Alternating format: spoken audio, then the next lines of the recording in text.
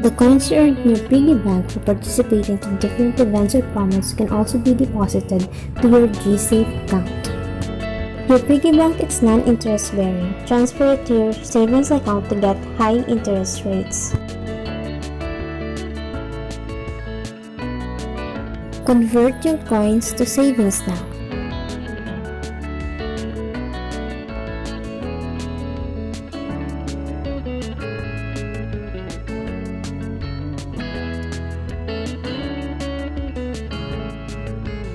You can also set up or schedule automatic deposits for your account through Gsave feature in Gcash and decide how much to save, when to start automatic deposit, and how often would you like to save.